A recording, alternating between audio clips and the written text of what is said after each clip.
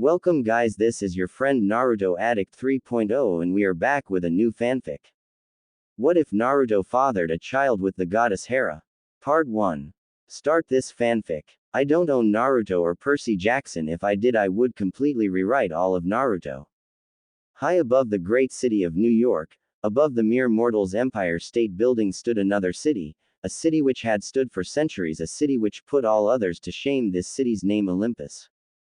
In the very heart of this magnificent city, at the peak of the mountain that the city rested on, was a palace. Inside the palace stood 12 thrones. Each was more different than the others in the shape of a U, with a central fire hearth which was currently unattended. In the middle of the 12 thrones stood two which were the only ones occupied at the moment. The throne on the left side of the U was filled with storm clouds and lightning. The throne on the right side of the U was filled with peacock feather and gold rings. The two beings that occupied the thrones were a man and a woman, each standing at 15 feet tall.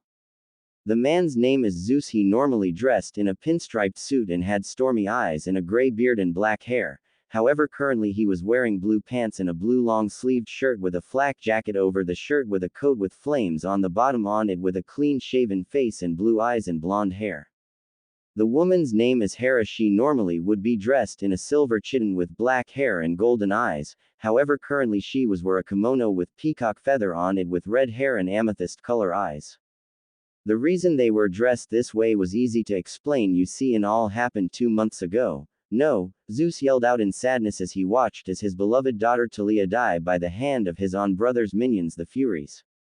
Zeus sees that life has not leave his beloved daughter's eyes yet, so thinking quickly, he does the only thing that he can do because of the ancient laws that all the gods were bound by. He turned his daughter into a pine tree in the hope that someday he would be able to revive her.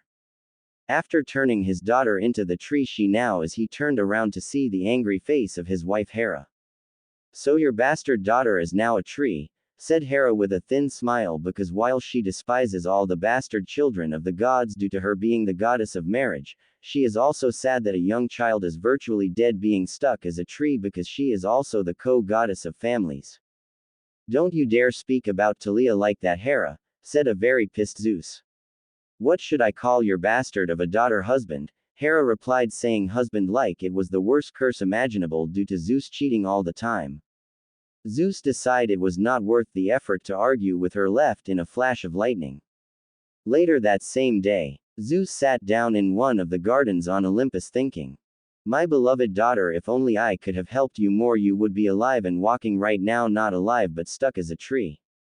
Zeus thought to himself, "What do I do now? I am done with my paperwork for the next few months. Going out and picking up women right now will only leave a bad taste in my mouth. I need a vacation to get past Talia, but to where I already been to most places to vacation, and Hera will no doubt be watching my every move for a while." Zeus then remembered his son Ares. Whenever there wasn't any major wars going on, he go to some alternate dimension he found back when Rome was at peace during Pax Romana. Zeus then went to Ares's temple. The temple looked like an army command building that had been painted red by throwing the paint on it. Zeus walked up to door and knocked. When Ares opened the door, rock music blasted out. Zeus yelled, "Turn it down, Ares." Ares turned the music down and asked, "Dad, what you need?" "I was expecting Aphrodite." Zeus then said, "I need to ask you something. How do you get to that alternate dimension you found?" Ares then asked, "Why?" "I was hoping that I could go there to take a vacation to get away from your mom." Zeus answered, "I can open a portal to it, but I need to tell you something. When you enter that dimension, you will temporarily lose your powers and you will take on the form of a newborn baby and with no memory of your divine self until your mortal self becomes 21. And lastly, if, and when, you die, you will be sent back here and can't return for 4 years. Ares said, "Now do you still wish to go?" Zeus replied, "Yes, anything to get away from Talia, death, and Hera." "Oh, one last thing before you go. Time is always fluxing between these two dimensions, but I got down to like this for a certain amount of time. This dimension will be going extremely faster time-wise than us. Like right now, when you enter, you will be going 100 times faster than us, meaning your mortal self will have his 21st birthday 2 months from now." Ares said before Zeus entered and disappeared. "Now what is keeping that woman? I told her I wanted to do her riding my bike today." Ares wondered. Hera. After a while, Zeus was with Ares. Hera was with Aphrodite, talking about their relationships, or more like Hera was complaining about how Zeus could never stay faithful to her. Aphrodite then said, Hera, what you need is a vacation. Hera then replied, really, where could I possibly go where Zeus wouldn't ruin it with the storms? Aphrodite thought for a moment and said, you could go to the elemental nations that Ares discovered back when we were in Rome. I could, but Ares hates me, right, because I cursed one of his favorite sons to a bad marriage. I could send you there. Ares showed me how after I blessed one of his ugliest daughters to one the most beautiful. Aphrodite said, thank you, Aphrodite, thank you. Hera said while hugging her.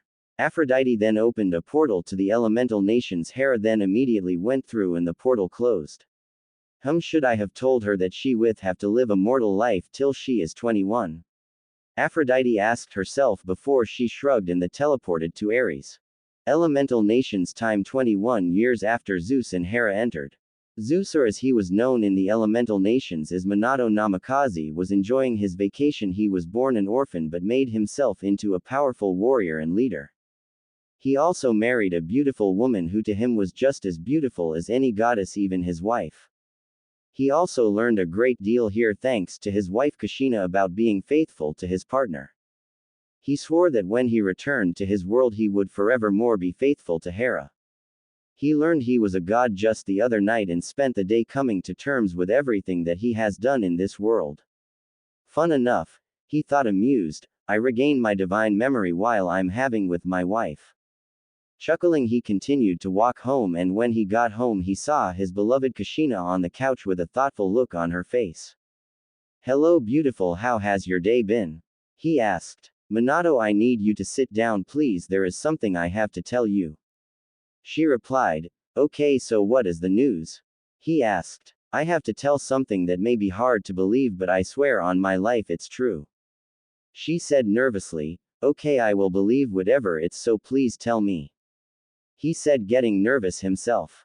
I am a goddess, an actual goddess. I came here to get away from everything, but I didn't know I would be living a mortal life or that my memories would return when they did, but I swear again that that is the truth. She said nervously, you're a goddess of what, and if I can ask, what is your real name? Zeus asked, thinking that he married one of this world gods. My title is goddess of marriage, family, and mothers. I'm also their queen and married, but my husband is always cheating on me. As for my name, it's... Hera? Zeus shouted out in shock. Yes, it is. How did you know that? She asked, wondering how he knew her real name before she even said it. Because I'm Zeus, he said. Zeus what? How? When? She said, confused. Hera, I came here to get away after Talia passed. I guess you came here to get away from me, he said. She nodded. Hera, I came here today to tell you about me, but now I can tell that I love you, and when we get back to our world that I will no longer have any more demigod children and remain faithful to just you, he said. Thank beloved, thank you. If you ever needed to have a child to do what the laws keep you from doing, you have my permission to have one, but only if you tell me first and you make sure the child is well taken care of. Hera said all of this while hugging Zeus. Are you serious, my love? But I thought that you hate all illegitimate children. Zeus asked. I did, but when I regained my divine self I realized that no matter if it's in marriage or out of marriage, a parent should love the child no matter what, and so long as you love me and always come back to me, I will love any and all of your other children. She said, except for Heracles, even you have to admit his ego has too big for his own good. That is true, he said. 9 months later, at the hospital, Hera was in maternity giving birth to a child. At her side is her husband Zeus, who was getting an earful of things along these lines. I swear when this is over you will never have with me again, you bastard. The doctor examined Hera and said, Kushina, one more push, come on. Hera gave this last push everything she had and was rewarded to hear her baby's first cries. Zeus then came to her holding the baby and he said, it's a boy. He then handed the baby to Hera to hold. Hera looked at her handsome baby boy with his sapphire blue eyes and little tuft of blonde hair on his head. Just as she was about to name him, a violent blast rocked the hospital and Zeus went to the window to see what happened. The Kyuubi. Zeus knew that he would have acted quickly to stop it. He also knew that there were only 3 ways to defeat the Kyuubi. 1. Use wood-style jutsu. 2. Seal it into an object blessed by the fire monks, like the urn that has held it for almost a century. 3. To seal it into a living being. Zeus decided quickly and ran to get the urn. When he arrived at the Uzumaki mask shrine which held the urn, he found the urn completely destroyed. Seeing the urn destroyed, Zeus realized that the only way to defeat the Kyuubi would be to seal it into a living being. Zeus then harangued to Hera and told her what was happening in his plan. I plan on sealing the Kyuubi into both you and me, he said. What about Naruto? He'll be alone without either of us to take care of him. She asked. I set it up so that Tsunade and Hiruzen will take care of him in our wills. He replied. Zeus then helped Hera up and together with Naruto went to destroy the fox. The fighting was fierce but futile. Nothing the leaf ninjas did could stop the fox when suddenly a large cry was heard throughout the battlefield. Summoning jutsu, and in a plume of smoke appeared a massive red toad with a pipe in his mouth and a short sword on his back. It's Gamabuta the fourth has arrived, cried out the leaf ninjas in happiness that their beloved leader was there. Buddha, I need you to hold the Kyuubi still so we can seal it away forever. Zeus yelled to Buddha, okay kid, just make it quick, I won't be able to hold him for long. Buddha replied while running towards Kyuubi and taking hold of the fox. Zeus and Hera quickly formed the needed hand signs and shouted out, sealing jutsu, Reaper Death Seal. The spectral image of the death god Shinigami. The Shinigami then thrust his hands into the backs of Zeus and Hera, who both pulled with all their strength and managed to pull the soul of the Kyuubi out and separate it into two halves. When the two halves reached Zeus and Hera, the seals were set. Then the Shinigami took Zeus's mortal soul. Then Hiruzen Sarutobi appeared and then saw the lifeless eyes of his successor and the barely living Kushina. Hiruzen, take care of my son P, please tell him about us, said Kushina, breaking into pants, barely clinging to life. I will take care of him, Kushina. Hiruzen promised. And with that Kushina passed away. Back to Olympus. After Zeus and Hera returned, a council meeting was called by Apollo. Father, the great prophecy has been changed. Apollo stated seriously. The last time a great prophecy changed, they moved from Greece to Rome. The new great prophecy goes as this. A new god is born to two who are not. At the age of manhood the trials begin. Love of another divine he will. Olympus's prince shall rise and bring a new age, or he and Olympus shall fall. Do you think we should tell them? Hera asked. No, we won't. They may not show it, but they are scared not of the demise part, but more on the new god part. They are scared of what this new god is going to be like. Zeus said. The only thing we can do now is wait and wonder what our son is going to be like. I hope he turns out better than Dionysus did as a demigod. Remember when he turned those sons of Poseidon into dolphins? Hera replied. I know he will turn out better than any of his brothers, even Heracles. Zeus said with conviction. The second that we can bring him here we will, darling. I just hope he can forgive us for not being there for him during the early years. Hera said. I asked Ares and he said that the next time the portal can be opened is in 4 years and that it will be about 16 years after we left there. Zeus said. So now we just need to wait and prepare for his arrival. Hera said. Yes, we better, after all he is our son after all. Zeus said. For everyone who has reviewed and faved, I thank you. Now for some who may wonder why I didn't seal Kyuubi into Naruto. 2 reasons. 1. He is going to be a god anyway. To put Kyuubi in him would just be useless. 2. Naruto will already have experience as a warrior and leader. To anyone who questions the time issue, to put it simply, time is always shifting between the 2 realms. That is the reason for the 2 different times. Before you read this chapter, please note that Naruto is a Jonin. In my story he graduated at 10, became Chunin at 12 and made Jonin at 15. He hasn't been abused, but he will have had a few hardships that I will reveal later in the story. One more thing, because Naruto knew his parents were, just without the god part or their real names, he has always worked hard to be the best of the best to in his own way earn their respect. One last thing, when he goes to their realm he will lose the ability to use chakra, but he will recreate some techniques with his elements from his parents. Now on with the story. Thoughts. Anger, rage. 16 years later in elemental nations.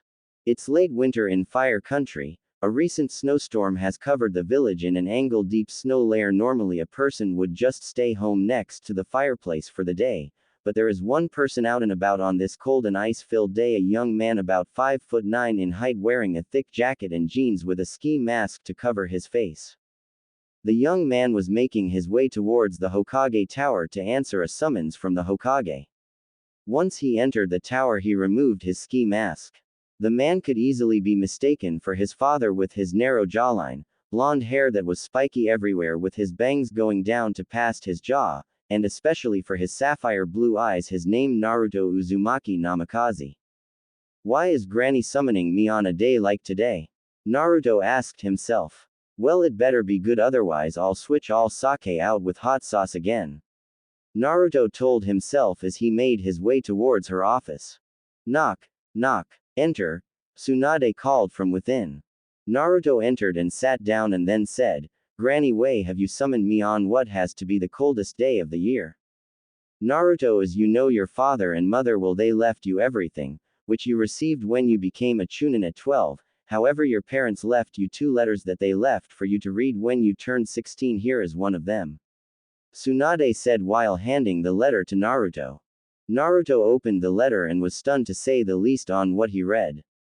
Dear Naruto, I hope this letter finds you in good spirits, son. I have written thousands of letters like this and they never get easier, so I will just come out to say it. I am a god, Naruto. I have no doubt that you are stunned and are thinking that this is a joke, however it isn't. I am a god. I'm not from this dimension, Naruto. When I and your mother died defeating the Kyuubi, both of us returned to our home dimension, and yes, your mother is also a goddess. You, my son, are what is called a demigod, half mortal, half god. Since your mother was in a mortal body when she first became pregnant, I'll hopefully be able to explain the mortal body part to you in person. However, you are more along the lines of what I and other gods call as a demi-deity. Because you have both your mother and my divine blood in you, are as close to a god as you can get without being immortal. My son, both your mother and I wish we could have been there for you, but when we died, the way we came to that dimension closed, we could only get these 2 letters through until now, that is. Naruto, your mother and I both wish for you to come to our dimension. If you are familiar with a summoning jutsu, then that is how the other letter works. It will summon you to our dimension. You will arrive in an apartment that has been put in your name, and you will have books there for you to learn about our world and its language. One last thing, because of the ancient laws that govern the gods, we can interact very little with you. There is also a book that will explain that in more detail there as well. Naruto, whether you decide to stay or come to us now that your mother and I love more than anything else in the world. Sincerely, your father. P.S. I can't tell you my real name because if I do, monsters in my world will be able to find you easier, if you come, that is. P.S. If you do come, read up on Greek mythology. Naruto was completely stunned. He had been told all his life how great his father and mother were, how he looked like father but acted like his mother when she was playful, but to learn that both of his parents were gods was understandably a shock. 1 hour later, after getting over his shock, he passed the letter to Tsunade, who was also shocked. Then another hour later, she finally asked, well, what are you going to do? Naruto thought about it for a few moments and said, I think I am going to go. I have always felt like I was meant to do more than be just a ninja of the leaf, but just because I'm going doesn't mean I won't miss you, Mom. Saying this as the woman who raised him to be the man he is today cries, seeing as how her son in all but blood would be leaving in a few moments. Tsunade said, Naruto, I will miss you and so will all your friends, but from your Hokage and your surrogate mother, go, my son, with my blessing. After saying this, she kissed him on the forehead like when she did when he was a kid. Naruto said as he took the second letter, I will always remember you, mother. Take good care of yourself. After saying that, Naruto ripped open the letter and in a flash of light vanished. Tsunade then poured herself a drink and said, to the greatest god in all of existence, Naruto. New York City, New York. Naruto appeared in a modest-size apartment with completely furnished and stocked kitchen, a flat-screen TV, and modest living room and a single master bathroom and bedroom. In the bedroom was a map of New York, the books mentioned in his father's letter, and a letter of admittance to Yansei Academy. Look out his window at the city below, Naruto said, turning his head towards the sky. Just like I told myself when I became a ninja, I will do you and mom proud, dad, so both watch me. 6 months later, on a school bus, Naruto sat back in his seat on his way to the Metropolitan Museum of Art. He though back on the last 6 months learning a new language was actual fairly easy, although he found out he had a very bad case of dyslexic and an even worse case of ADHD, but it wasn't so bad. He wasn't the only person in school who had them, and because of that he made a friend and roommate in Percy Jackson. Percy was a young man of 12 with black hair and sea green eyes who looked up to Naruto because he was older, had the same disabilities, and still managed to be at the top of his class in all subjects. Another friend Naruto made was in Grover Underwood, who was crippled due to him always having crutches with him. Grover and he became friends due to Naruto taking care of the people who bullied him. After that they all became as tight as brothers. He was stopped from reminiscing about the past when he saw peanut butter and jelly pieces hit Grover. He then saw who threw them and saw Nancy Bobofit. Percy looked angry at her, and while Naruto agreed with him at being angry at her, he knew that he couldn't let Percy do anything stupid because he was already on probation. One more step out of line and he would be gone. So he pulled out a playing card. Percy says, "I'm going to kill her." "It's okay, I like peanut butter," Grover said. "Besides, you're on probation, you can't get in trouble again." Percy saw Naruto draw the playing card and replied, "Not if I didn't do anything." Nodding towards Naruto, Grover noticed the playing card. Nancy decided to throw another piece of peanut butter at Grover, but before it left her hand it was hit by a flying object. "Oh little monkey," Naruto said to her. Nancy, hearing Naruto, paled because the last time she heard that she would up in a biology class's monkey cage covered in monkey pheromones with a very horny monkeys in the cage with her. Needless to say that every time someone said monkey near her, as ran as fast as she could in the other direction. Nancy turned towards Naruto slowly and said meekly, "Yes. Do you want the cage again?" Naruto asked, smiling like Tsunade did before she beat the living crap out Jiraiya for peeking on her. "No," Nancy replied. "Then leave Grover alone otherwise," Naruto said, leaving the threat hanging. Percy, seeing this, nodded gratified towards Naruto. They soon arrived at the museum. Mr. Brunner, the Latin teacher, led the tour and soon arrived at the Greek section and began to explain the different parts of it. Percy stood next to Naruto, and while Mr. Brunner was explaining the myth behind the creation of the chariot, told him, "Thanks for handling Nancy for me." Naruto, while still paying attention, "No problem, what are friends for?" Mr. Brunner then asked, "Percy, since you seem to know about this myth already, perhaps you can answer this question." Percy, stunned by being called out, said, "Yes, sir." "Okay, here is the question: is created the horses for the chariot, and who created the body for it?" Percy answered, "Poseidon and Naruto, seeing Percy struggle with the other answer, said, "Athena." "Correct," Mr. Brunner said, "but make sure to pay attention, Percy." Percy breathed a sigh of relief and said to Naruto, "Thanks again, Jeez, it's like he wants me to know everything." "No, Percy, he just wants you to do your best, and I know it's tough due to our ADHD and the dyslexic, but if I can do it, you can do it, just try, okay?" Naruto said. Mr. Brunner continued the tour and at the end before lunch explained about the 12 Olympian gods of Zeus, Hera, Apollo, Demeter, Artemis, Athena, Ares, Aphrodite, Hermes, Hephaestus, Dionysus, and Poseidon. In conclusion of the tour, he told the class about the three most powerful being the three brothers, Zeus, Poseidon, and Hades. During the lecture, Naruto felt a drawing of sorts to all of the statues of the gods, but most of all to Zeus and Hera. With that, everyone broke for lunch. Naruto joined Percy and Grover next to the fountain. Percy, noticing the strange thunderstorm gathering, asked, "Naruto, do you know what's up with the weather?" Naruto replied, "How should I know? I don't make the storms. Come to think of it, these storms have been happening a lot lately, it is pretty weird." Naruto then noticed the look on Percy's face. He always got that look when he was thinking about his mom. So Naruto said, "Thinking about your mom, huh?" Percy replied, "Yeah, I miss her. I don't know why she puts up with Gabe at all." Naruto said, "Your mom deserves so much better than that slob." "I know it is tough, Percy, but there is nothing you can do to can it." If you want my advice just for your mom, take it all in stride. Something tells me Gabe is going to get his just desserts. Personally, I rather beat the living shit out of Gabe, just from what Percy has told me, and that's without even meeting the guy, though something tells me that if I ever do meet him I'll only want to kick his even more. Naruto thought while giving Percy his opinion. While Percy and Naruto were talking, Nancy was moving over towards them and summoning up what little courage she had, dumped her lunch on top of Grover. Oops, Nancy said sarcastically. As Nancy turned around, Naruto could see that Percy was angry and trying to control it and losing. Not that Naruto could blame him for not getting upset because he was as well. Suddenly, as Nancy was walking by the fountain, he saw a tentacle made of water grab Nancy and pull her into the fountain.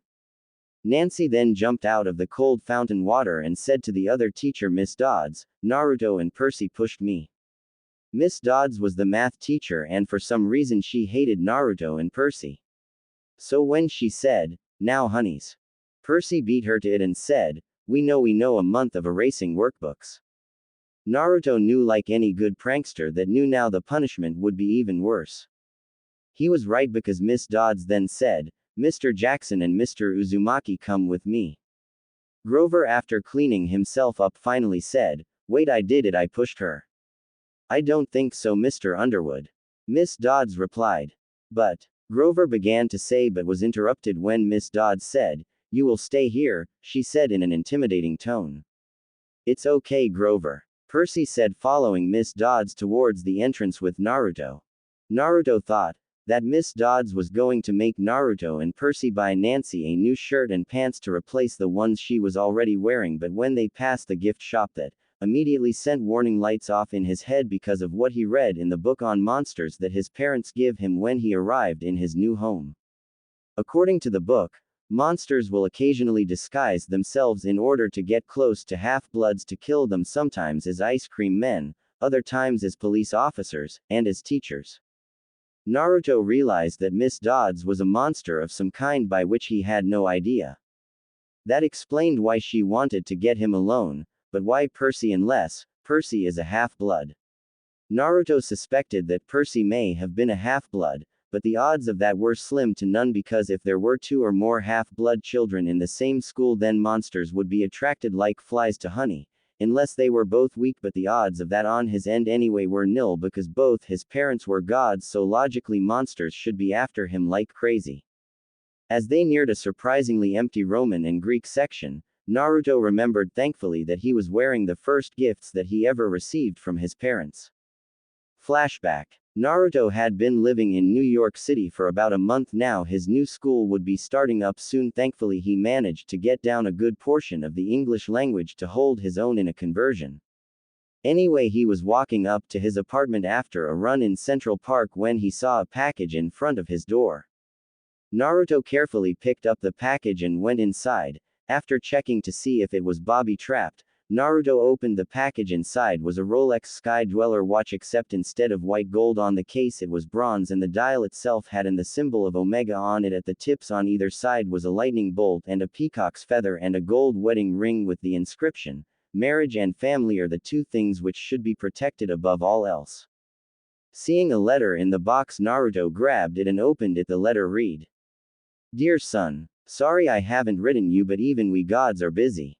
Anyway, I just wanted to give you something which I know you are going to need to defend yourself against monsters which will surely be after you. You've no doubt have read the book on monsters, then you know that celestial bronze, burning them, or if you have powers over nature such as water or fire, then any attack that you command over that element will have some off your divine energy in it. Example, if you made a whip out of fire, then any attack that connects with a monster will be like it was hit with a bronze whip. Anyway, the ring will turn into a double-edged Ziphos about 21 inches long. Use it well and keep it sharp, okay? The ring will become a shield about 3.5 feet long. May it protect you well. I love more than anything, son. Take care of yourself and never go anywhere without these on, okay? Sincerely, your loving mom. Naruto was happy beyond that. Even he was ecstatic that his mom cared so much about him. He told himself that the first time he meets his mom, he is going to give her the biggest hug ever. From that day on, Naruto practiced using the shield and sword outside the city and went a Yansei Academy in the woods surrounding the dorms, and he never took the watch or the ring off even in the shower. End flashback. Now Miss Dodds turned towards them and said, "You two have been causing us a lot of trouble." Percy looked at her like she was taking about the secret candy that he was selling to the kids with diet plans, while Naruto was getting ready to take her out while listening to her and trying to find out what it was that she thought they did to cause a monster like her trouble. Ma'am, I don't know what," Percy started to say, but then Miss Dodds interrupted and said, "Time's up." Suddenly her eyes turned into the fiery red and black of burning coal. The coat she was wearing turned bat-like wings as black as night. Her hands and feet turned into talons, and at her waist where her belt once was is now a whip made of the fires of the damned and corrupt. Naruto recognized her instantly. "A fury," he whispered to himself. Percy was understandably stunned and scared. In fact, it's a miracle he didn't wet his pants. Naruto quickly activated his shield and sword. The fury charged the still stunned Percy. Naruto moved in an instant and moved in front of Percy and covered with his shield. The fury flew right into the shield, and Naruto used the moment it was stunned to slam his shield into the fury, pushing it back and on the ground. Naruto, seeing a chance to end this, quickly moved to end the fight and managed to hit the right hand of the fury.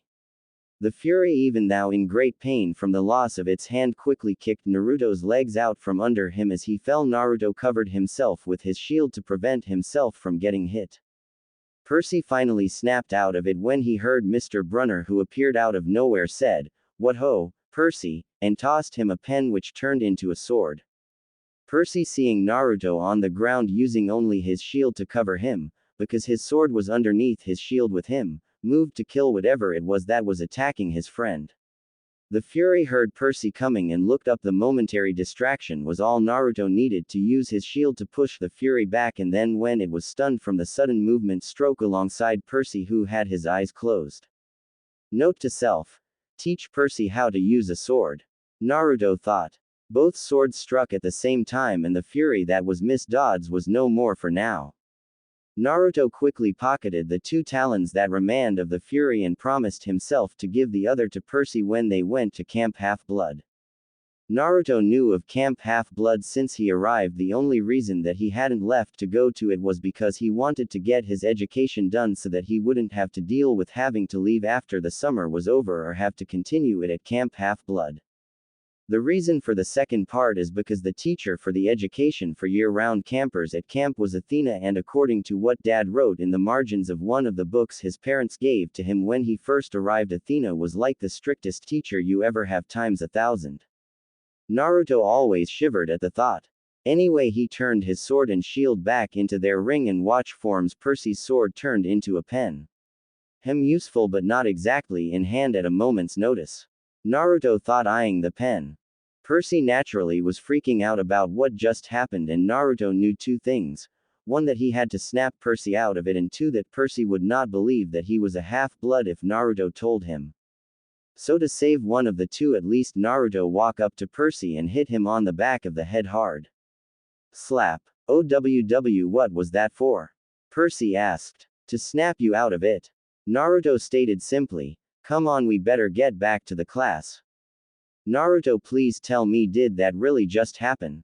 Percy asked, still very much confused. Naruto turned to Percy and said, Yes, Percy, it did happen, but trust me, the less you know the better. For now, I promise I will explain everything, but not until the summer, okay? Please trust me on this. Percy answered back, Okay, I'll trust you, but you better tell me everything, okay? I will, okay. Naruto replied back. One more thing, more than likely the other students will ask about how some teacher we have never met telling us off or something along those lines. Just go along with it, okay? Naruto said after remembering that the mist would hide what happened to mortal eyes from the book on monsters that his parents gave him. Another note to self. Learn how to manipulate the mist. Percy, though even more confused, said yes, and they walked back to the group. When they got there, Nancy, who was still wet, said, I hope Mrs. Kerr gave you detention for the rest of the year. Shortly thereafter, Percy was approached by Mr. Brunner and he said, There is my pen, next time bring your own writing instruments, Percy. Percy was going to ask about Miss Dodds but remembered Naruto told him to go with it for now so he would, and he handed the pen to Mr. Brunner. Mr. Brunner then approached Naruto and said, "If you don't mind my asking, Naruto, where did you get that watch and wedding ring you always wear?" Naruto considered what to say, then said, "The watch was my father's, he left it to me before he passed away, and the wedding ring was my mom's, I had it resized to fit my hand." "Did your mother not want to wear it anymore?" Mr. Brunner asked curiously. "No, she did. In giving birth to me, my dad never got over it and simply passed away," Naruto said, thinking up a lie quickly. "I'm sorry to hear that. If you ever need anything, just let me know," Mr. Brunner said, and went and told everyone that it was time to head back to the academy. As he walked to the bus, Naruto thought that something was going to happen, and it is going to happen this summer. To Naya Kitty Face, I will give Naruto an ability of his mom, but not the chains or any other Kekkei Genkai. Just wait and find out. Now on with the story. Thoughts. Anger. Rage. Naruto was in his dorm room with a sketchbook in hand, sketching out and designing any random thought that popped into his head. While sketching out a design for a rapid-fire crossbow, his thoughts drifted back towards the past 2 months. The day after the museum incident, and naturally Percy wanted answers. "Okay Naruto, what the hell happened yesterday? I mean, Miss Dodds turned in that weird bat-like creature, you suddenly have a sword and shield out of nowhere, and finally you don't appear to be all that shocked that this happened, so talk," Percy said forcefully.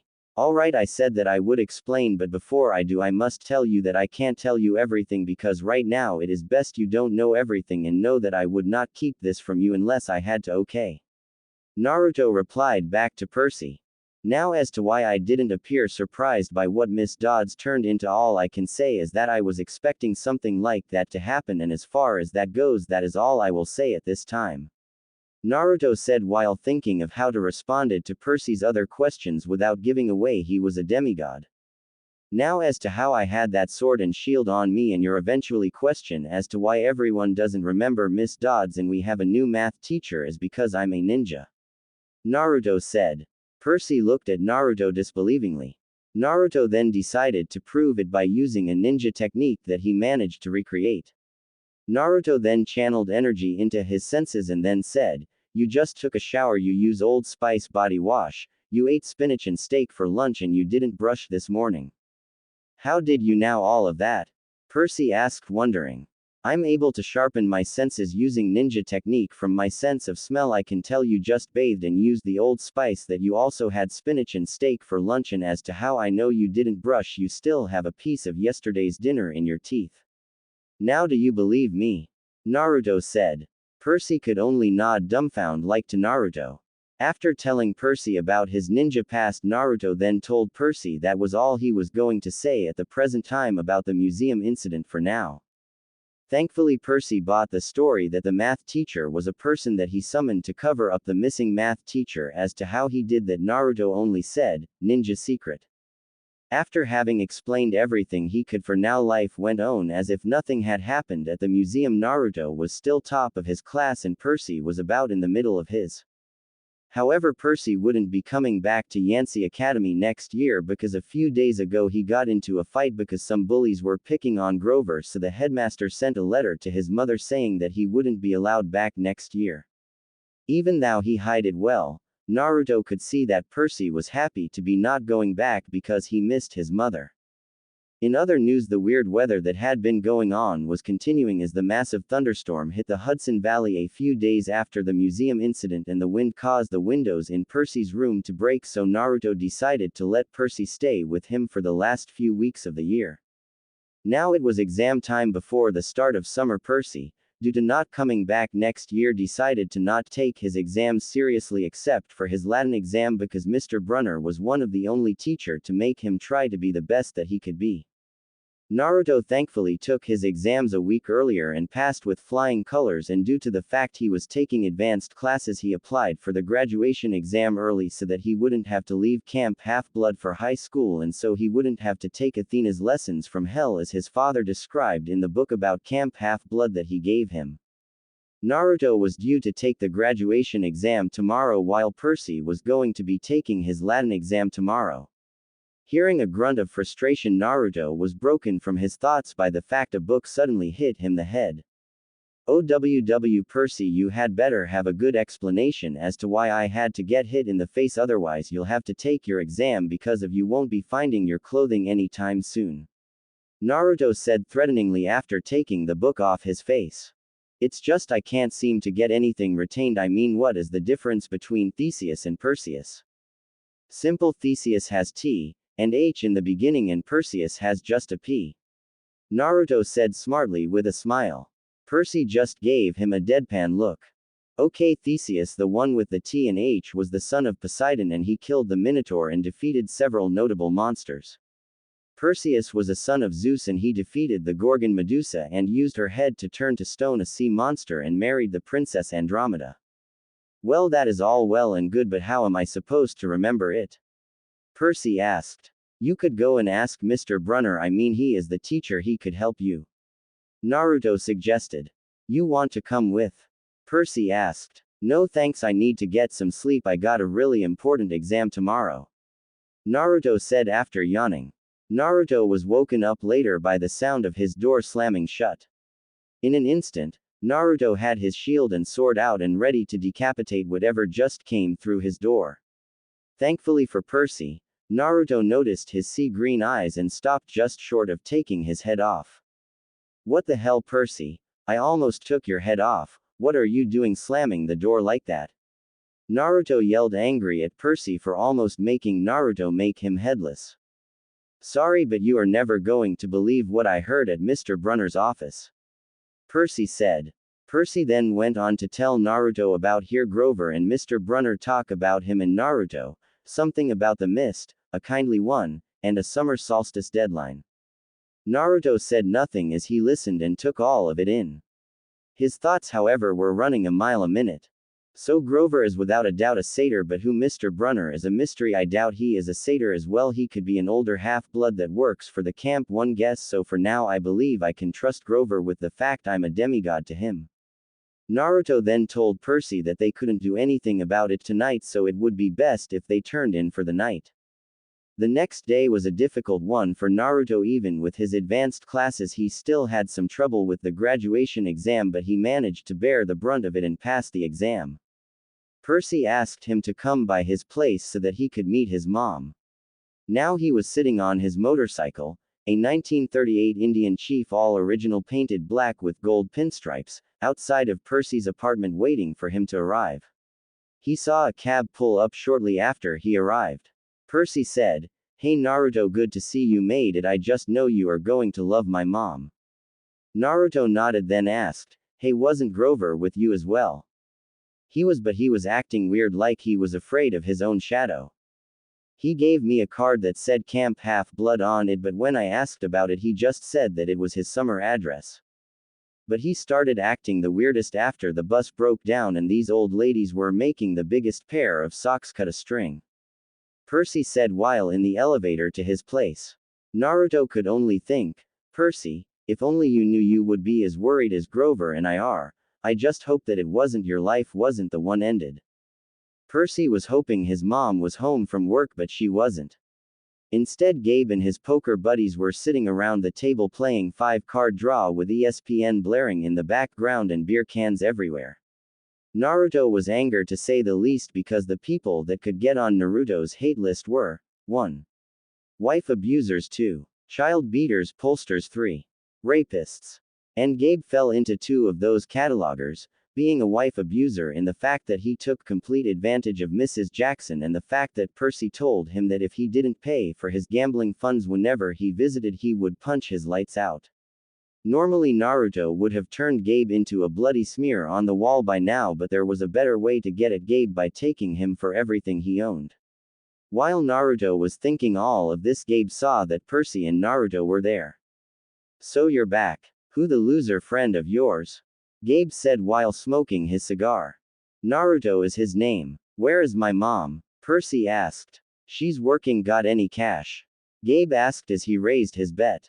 No, I don't. Percy said while noticing that Gabe had put on weight he used to look like a tuskless walrus with 3 hairs combed over his bald head to try and make himself handsome. Now he looked like a beached whale with 2 hairs on his head and a face which looked like he covered himself in bacon grease. Gabe said after rising a grease-covered eyebrow, which was the most exercise he got in a day. You took a cab from the bus station paid with a 20 got $7 to $8 in change. Somebody expects to live under this roof, then he ought to carry his own weight. Am I right, Eddie? Eddie the building super looked at Percy with some sympathy and said, come on Gabe, the kid just got here. Am I right, Eddie? Gabe asked again, stressing Eddie's name to say agree with me or else. Eddie just scowled into his bowl of pretzels. The other 2 players, a lawyer and an accountant, just passed gas in harmony. As Percy reached into his pocket to pull out his money, Naruto then decided to begin ruining Gabe by pulling out his wallet and withdrawing $1,000 and said, got room for one more. Gabe, seeing the $1,000, said, sure, have a seat. Percy then saw the look in Naruto's eye and he knew Gabe was in for it. Percy, why don't you make yourself at home while I take Gabe here down? Naruto said while taking his place at the table. Taking the cards that were dealt, Naruto saw that he had a great hand right of the bat with a king, queen, jack, 10, and an 8. After betting 200 he took one card and got an ace. Naruto then went all in. Seeing this, Gabe decided to call as well as Eddie, the accountant, and the lawyer. They showed their hands. Eddie had 2 pair, the accountant a flush, the lawyer had 3 of a kind in 7s, and Gabe had 3 of a kind in 10s. Naruto, seeing these hands, smirked and reviled his royal flush. Just then a woman appeared through the front door and Naruto could see why Percy thought so much of his mom. She had this air around her that just made you want to smile. Naruto then noticed she was looking at him oddly. He then said, hello there, Mrs. Jackson, my name is Naruto, I'm a friend of Percy's, he's in there. He said while pointing towards the room Percy went into. Naruto then turned his attention back towards the game and said, let's make this interesting, shall we? Gabe then asked, how? Well, I say we each bet something we each on and it has to be of equal or more value to the object previously bet. Naruto said, sure, I think we all can do that, right guys? Gabe said as everyone nodded. Okay, I'll go first. I bet my motorcycle it's a 1938 Indian Chief all original. Gabe then said, I'll bet my 1978 Camaro. Eddie said, I'll bet my 1957 Ferrari California. Naruto had to ask, how does a building super own one of the rarest of Ferrari cars ever made? My grandfather bought it back when he and my dad lived in California. Eddie said.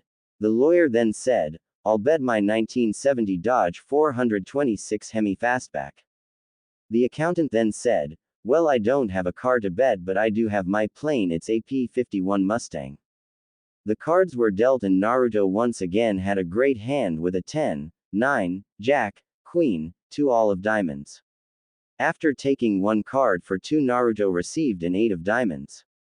Gabe on the other hand didn't have anything at all, but he did have 3 aces hidden under his selves, so to distract everyone he yelled out, hey Sally, how about some bean dip, huh? Naruto didn't want Percy's time with his mom to get interrupted, so he then got up and got the bean dip from the fridge. While Naruto was doing so, Gabe then switched 3 of his cards to the 3 aces he had hidden, so feeling he then said, never mind, Percy's friend got it. Then Gabe said, let's end this already, I'm all in. The other went all in as well. Then they showed their hands with the lawyer only having a pair of kings, the accountant having a flush, and Eddie having 3 sevens. Gabe then reviled his hand showing a full house. Gabe then smirked and said, looks like I won myself a few new sets of wheels and a plane, thanks losers, ha ha ha ha. Naruto then said, wait a minute Gabe, I still have to show my hand straight flush. Naruto then takes the titles to the cars and plane and says, thanks guys, I will take very good care of them. Then Percy and Sally walked back into the room and Naruto could see that Percy was happy to be home, and then Gabe said, you were in there a while. Sally replied by saying, we were just talking about the trip. Gabe then said as his eyes got small, you were serious about that? Well, you can't go because I just lost all my money in my car to this brat. Actually, I'll pay for everything and you can use my new car to get there. Naruto said with emphasis on my, which told Percy whose car they were going to use. Thank you Naruto, that's very generous of you, and don't worry, I'll pay you back every cent. Sally said. Think nothing of it, but if you don't mind, can I come along as well? Naruto asked. Sure, you are more than welcome to come since you are paying for it. Sally said while walking to go pack and get changed.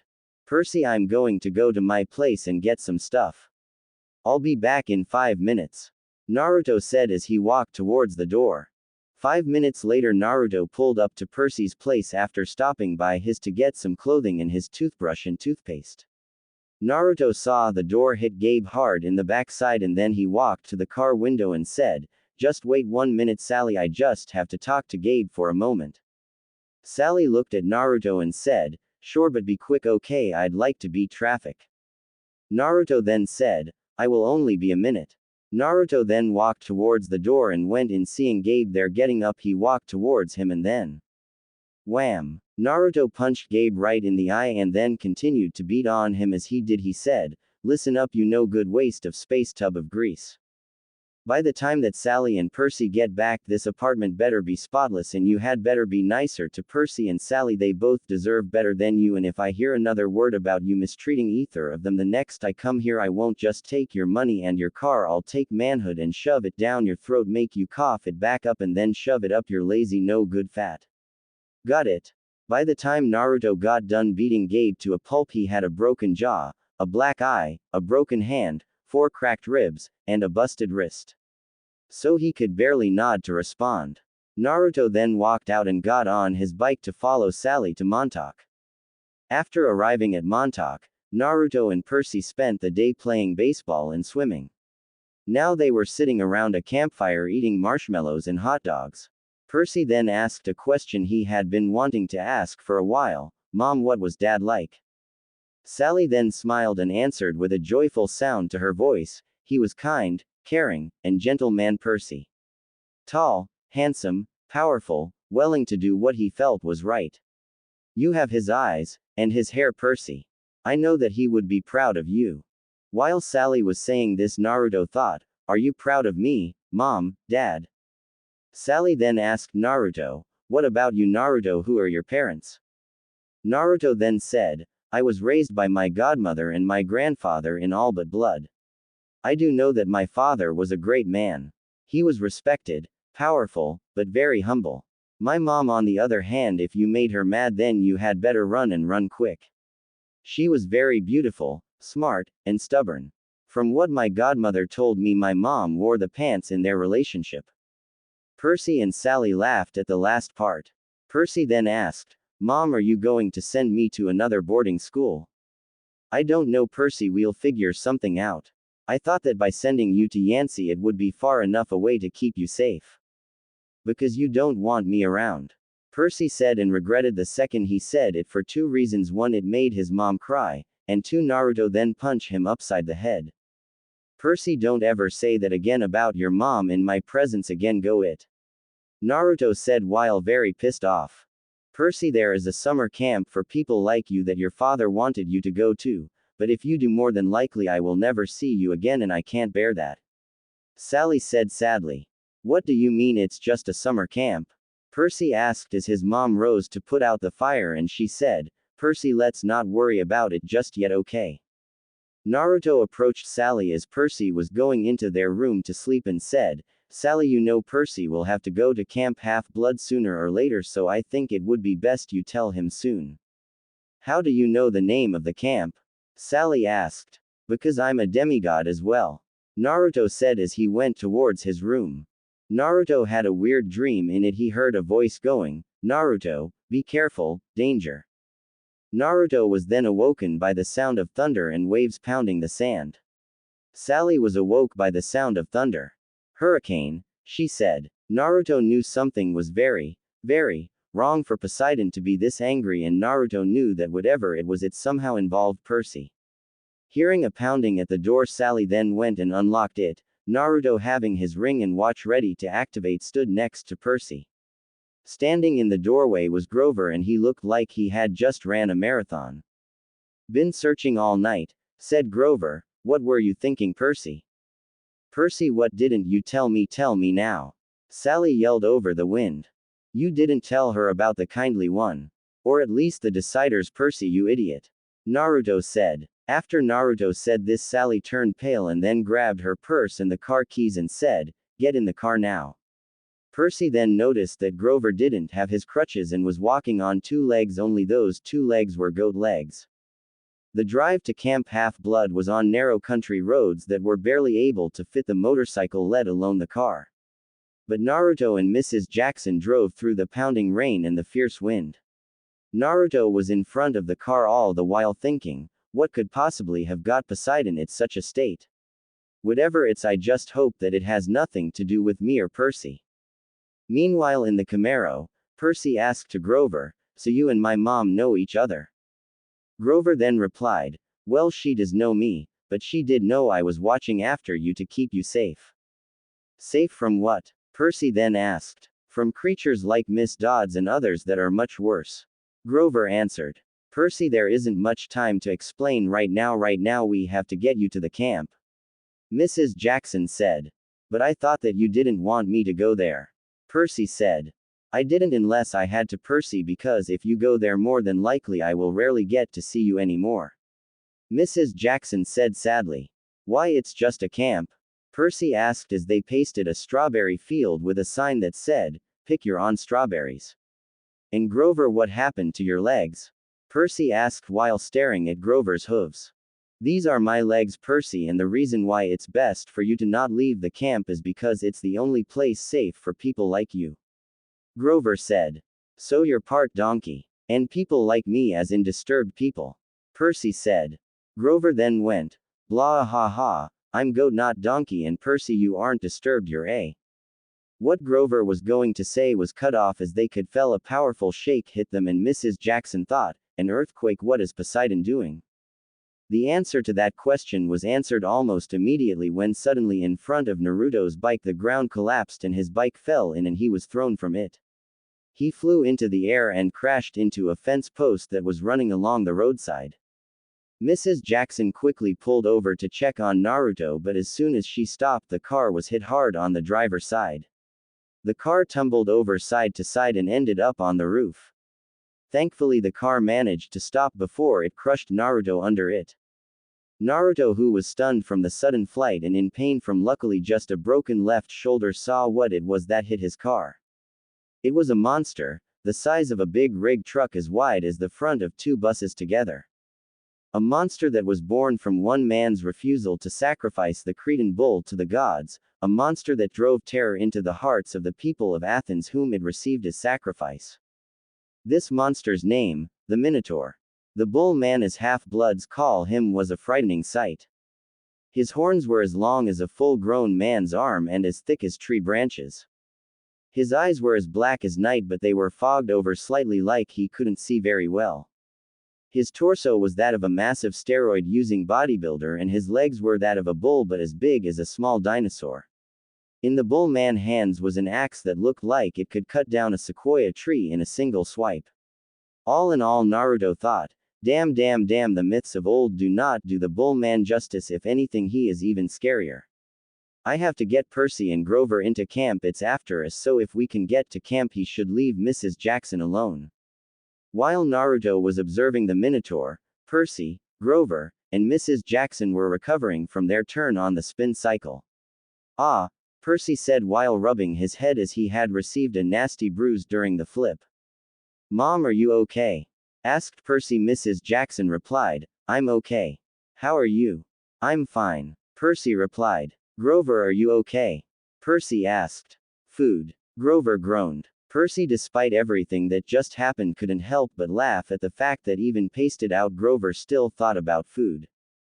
Mrs. Jackson had tried to open the door on her side, but it was jammed from the impact. She then saw the great looming figure of the Minotaur. She then thought, did Poseidon send him after Naruto? But as soon as that thought came to her, she dismissed it because she knew that Poseidon would never send the Minotaur anywhere near Percy. She then said to Percy while opening the passenger door and pointing towards the hill with a pine tree on it, "Grab Grover quick and make for the hill over there." After grabbing Grover, Percy then got out of the car and ran as fast as he could towards the hill with his mom close behind them. Naruto, while Percy was running towards the hill, was busy keeping the Minotaur occupied. Naruto activated his sword and quickly lunged at the Minotaur's legs, hoping to keep it off balance. The sword managed to cut through several tendons of the Minotaur's right leg, but the Minotaur countered as he went down to a knee and smacked the blonde into the air towards Percy and Grover. Wham! OWW, Percy said while rubbing his backside, while Grover groaned out, "Food." Percy then looked back towards the car and saw the Minotaur and said, "Holy cow, it's the..." Naruto interrupted him by saying, through the pain his left arm was taking, "There is nothing holy about him, and it's not a cow, and don't say his name. Names have power, Percy, I'll explain later." As Naruto finished saying that, the Minotaur then grabbed the Camaro and threw it towards the demigod and demi-deity. Thankfully, a lightning bolt struck the Camaro's gas tank and it exploded in midair. Mrs. Jackson then helped Percy up and the four of them then ran towards the tree. Mrs. Jackson then said, "Thankfully the rain is covering your scent pretty well, but if he charges quickly, dive towards the left or right, he can't turn that quickly." Just then the Minotaur bellowed out a roar and then charged after them. The monster went for Naruto, who dived towards the right at the last moment and using his sword managed to injure the beast again. This time he severed off its right hand. The Minotaur bellowed out in pain. By this time, Percy managed to get Grover and himself to the tree, and seeing Naruto fighting the Minotaur by himself, he decided to help him. So he grabbed some rocks that were on the ground and threw them at the Minotaur's head. The stones did their trick. The Minotaur was about to attack Naruto again, but feeling the rocks hit his head, he stupidly turned himself away from Naruto to see what or who was hitting him. The second that the Minotaur turned his head, Naruto went on the attack. He then unknowingly channeled lightning into his nervous system to supercharge his reaction time and speed, and then in a flash severed the Minotaur's head from his shoulders. The Minotaur's body went away in a shower of golden dust. The head, however, remained and then turned into a golden bronze color. Naruto knew that it was his spoil of war, so he took it and placed it into his backpack. Then suddenly the earth ripped open and Mrs. Jackson, who was standing as close to the barrier as she could, got pulled down into the hole. Percy, who after the Minotaur was gone went next to her, grabbed her and pulled with all his might, but it was in vain. The last he saw of his mom, she was being taken towards a palace made of black marble, gold, and silver. Percy then collapsed in shock alongside Grover. Naruto, who saw everything, was also shocked but also worried. He knew that Percy must have done something very, very wrong for Hades to kidnap his mom. But too tired to question it now, Naruto then grabbed Percy and put him on his right shoulder, and then grabbed Grover with his right arm and dragging Grover's legs walked towards the big farmhouse where the lights were on.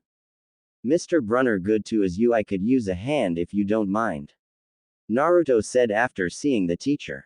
Annabeth helped them to the infirmary. Mr. Brunner said to a 5'4" blonde-haired girl. Annabeth then took Grover off Naruto and then walked with him to the infirmary. After putting Percy in a cot, Naruto then checked on Grover and discovered that he had a small concussion, but he would be alright in a few days. After that, Naruto grew tired himself and then picked a cot and went to sleep. Sorry I'm a little late getting this chapter out. All I can say is life is a bitch. When Naruto awoke the next morning, he saw the blonde girl who helped him last night standing over him, looking at him with a curious expression on her face. "You know it's rude to stare, right?" Naruto said. Annabeth jumped in fright because she didn't notice that Naruto had woken up and then said, "Sorry, I didn't think that you would be awake anyway. How are you feeling?" "I'm still a little stiff from landing on Percy last night, but other than that I feel fine," Naruto said while getting up. Annabeth was surprised by this because Naruto was very banged up with a broken left shoulder and arm along with several cracked ribs from where the Minotaur knocked him into Percy. Naruto observed Annabeth and noticed that Annabeth looked about to be Percy's age with blonde hair with a princess curl. She also had a tan that screamed California and gray eyes. Those gray eyes are what told Naruto that this was one of Athena's daughters due to the description of Athena that was in the book that his parents gave him. "It's an honor to meet you. What's your name, daughter of Athena?"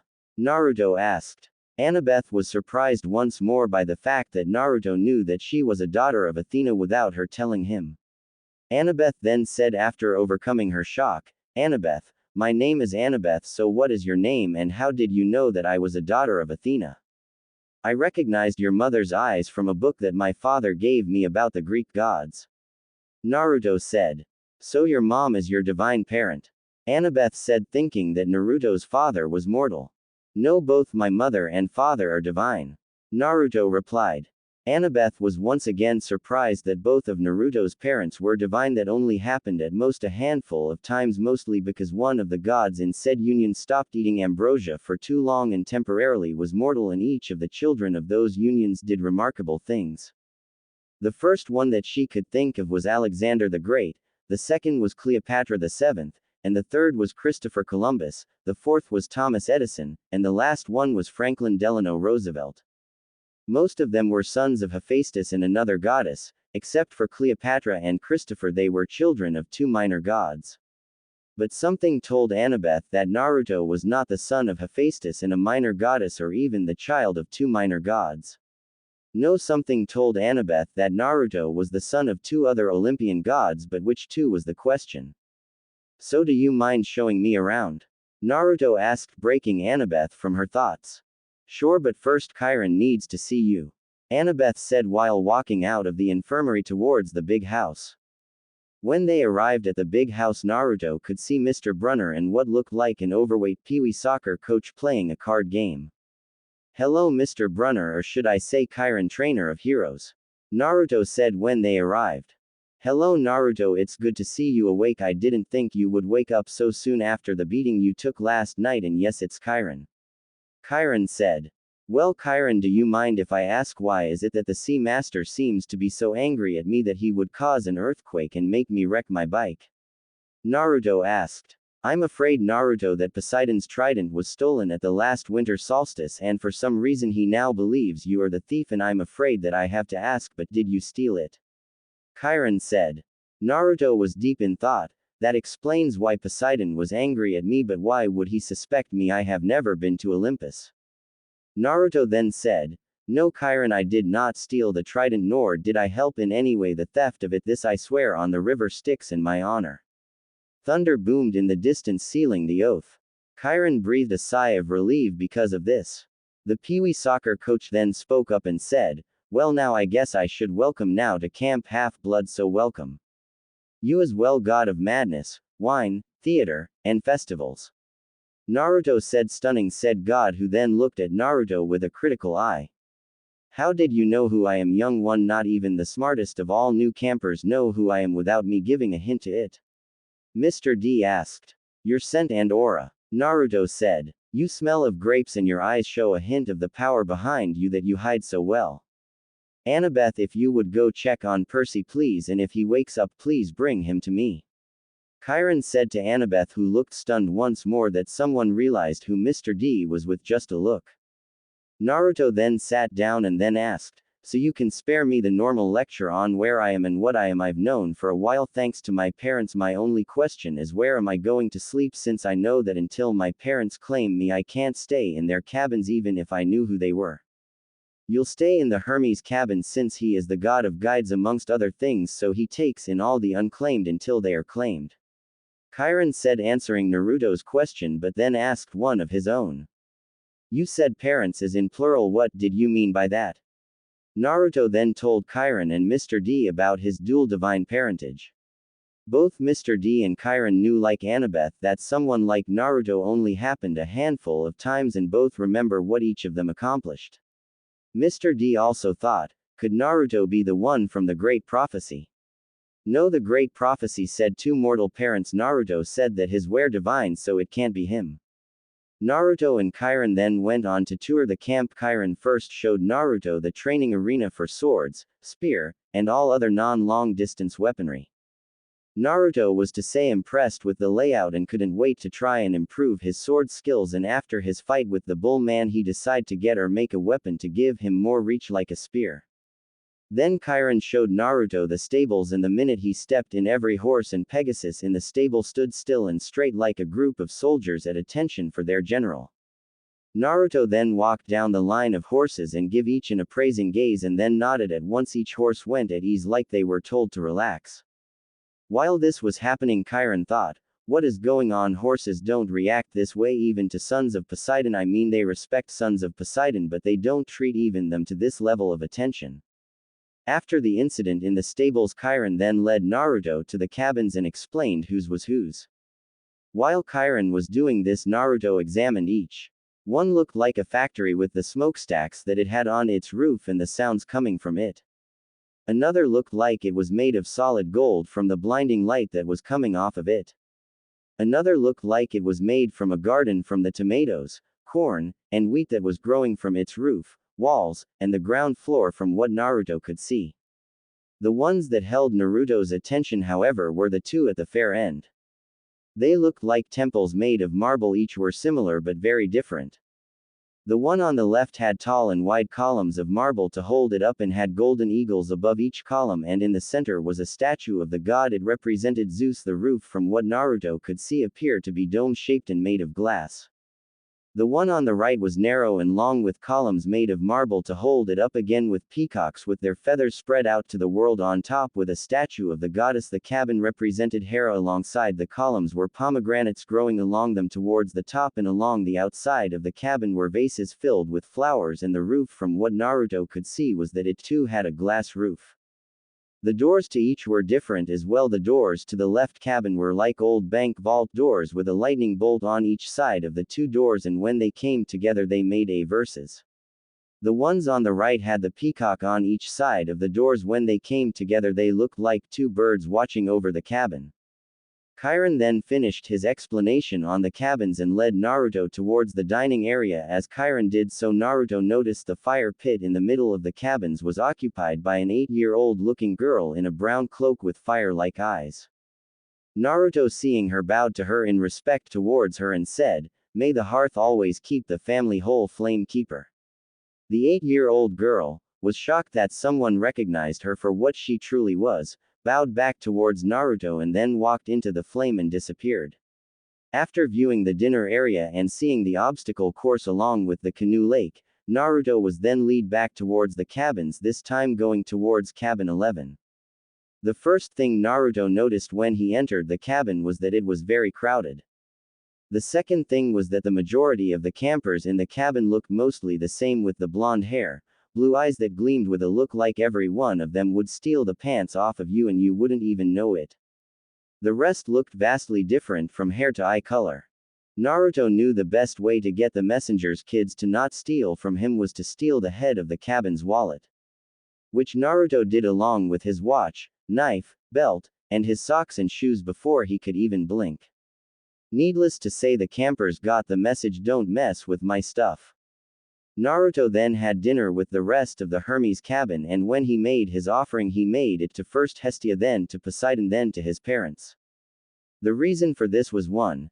Ancient tradition: offerings first were given to Hestia, then to everyone else. Second, he hoped to appease Poseidon for whatever offense he did him. Then lastly, his parents, so they know that he loves them and is waiting to be claimed. When Mr. D told the campers about Naruto's unique heritage, needless to say the campers were stunned, curious, wanting to fight him, and looking at him like he was a piece of prime rib. The stunned and curious were mostly the Hephaestus, Diameter, Athena, and Apollo cabins. The wanting to fight was the whole Ares cabin, and the prime rib was the Aphrodite cabin. After dinner, Naruto went to the head of the Hephaestus cabin and asked to use their forges. Charles, the head of the cabin, said that Naruto could, so long as he made sacrifice to Hephaestus before using them. Naruto then said he would stop by tomorrow and use them, and went to bed. The next day Percy woke up, and needless to say he was two things, one shocked and two in denial. Naruto saw Percy when he was meeting Chiron and Mr. D for the first time. From what Naruto could tell when he walked up was that Percy had stupidly offended Mr. D, so to keep his friend sane Naruto walked up to intervene. "So winemaker, what did Percy do to offend you already?" Naruto asked as he walked up and sat down. "He said my name without permission." Dionysus said to Naruto. "Well, let me explain it to him why that is a bad thing if you allow me, winemaker." Naruto asked. "Go ahead, but if he says my name without permission again I will turn his brain to mush," Dionysus said while glaring at Percy. Percy, first off, good to see you up and about. Second, it's time I explain to you everything that is going on, so listen up. Naruto said to Percy, who sat up straight after hearing that. Now what Mr. D just said about gods being alive is true, and your father is one of them, and before you ask, no, neither I nor do Mr. D or Chiron know who he is for all I, but I can tell you this: he is either one of the Olympians or a very strong minor god, because of how strong you are, be what I have seen so far. Now as to why Mr. D is mad at you is because you said his name without permission. Now you may think that he is overreacting. Listen up.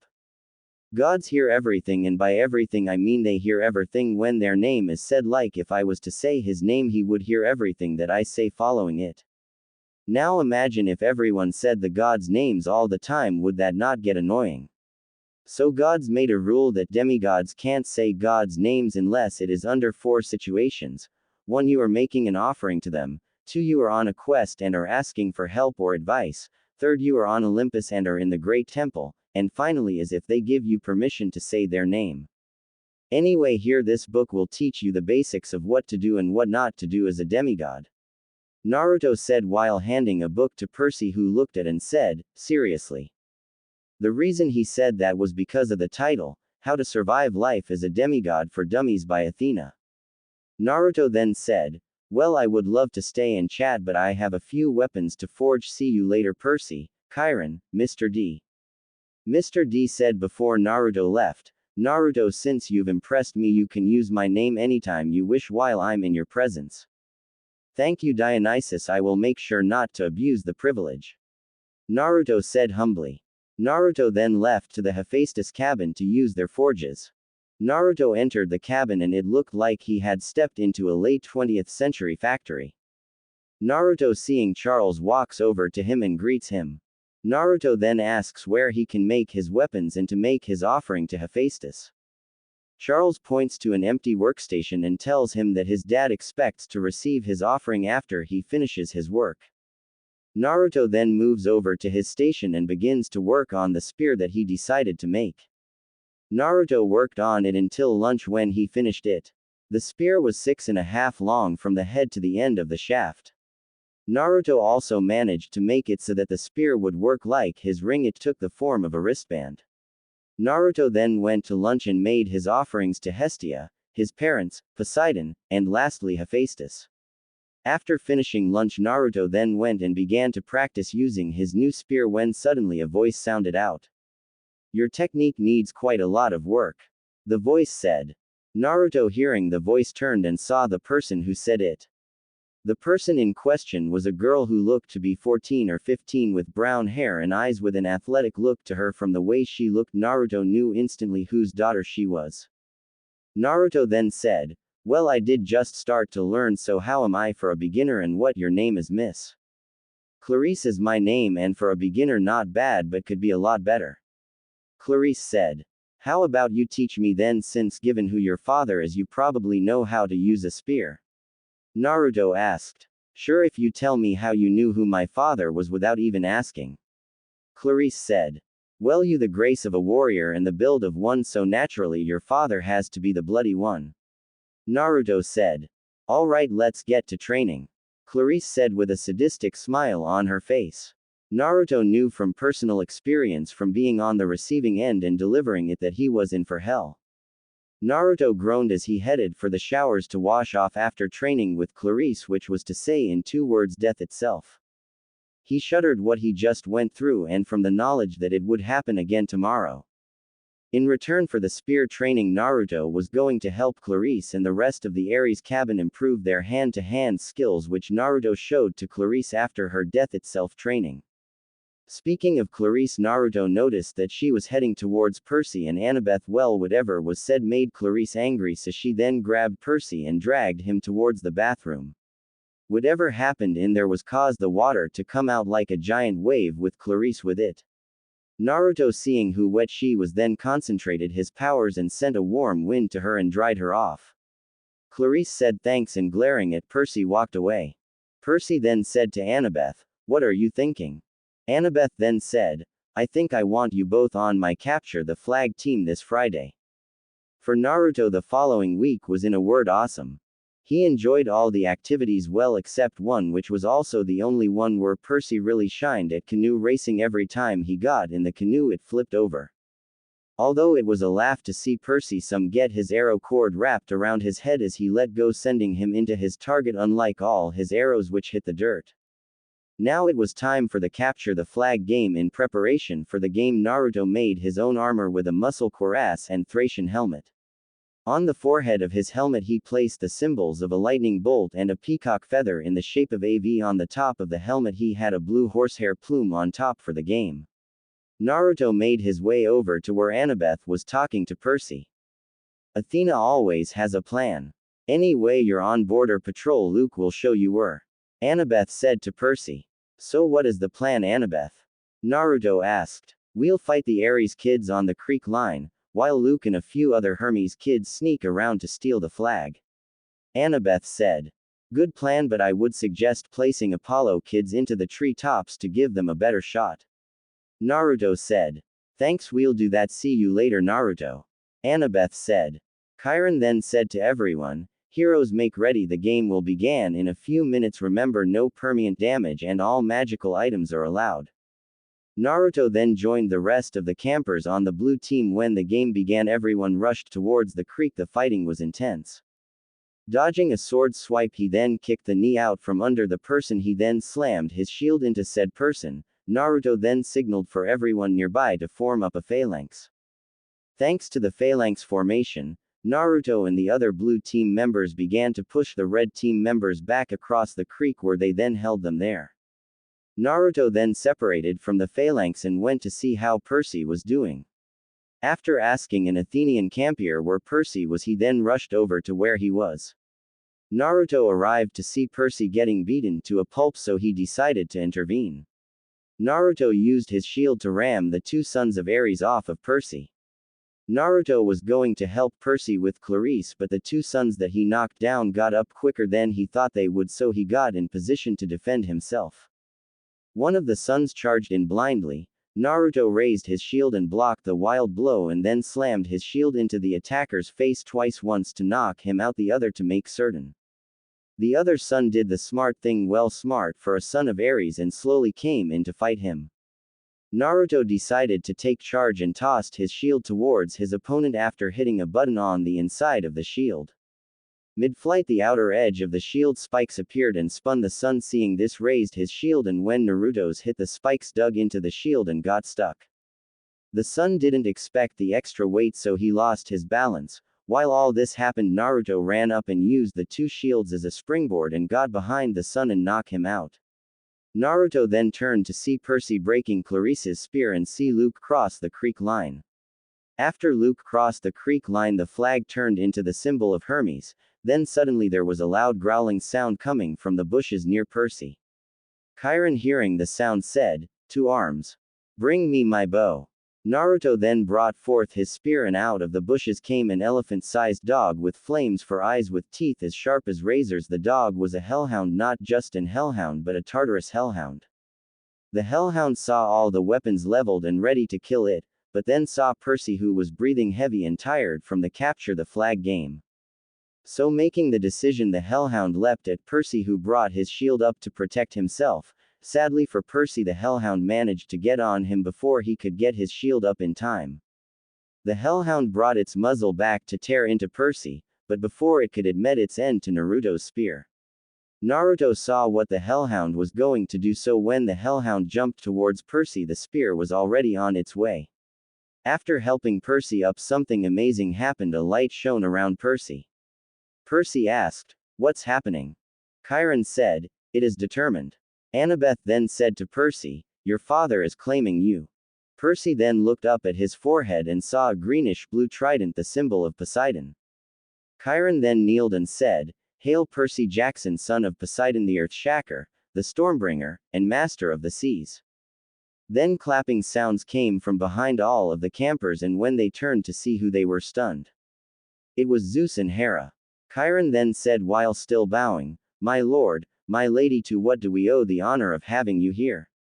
Zeus and Hera didn't say a word as they walked towards Naruto, who was the only person that wasn't kneeling to Zeus or Hera, as something in him told him that he didn't need to. When Hera got in front of Naruto, she did something that shocked everyone, even Naruto. She hugged him. Zeus then said, "The reason, Chiron, is simple. What reason does a father and mother need to see their son?" Naruto, hearing this, did what anyone would have done. He cried and hugged his mother.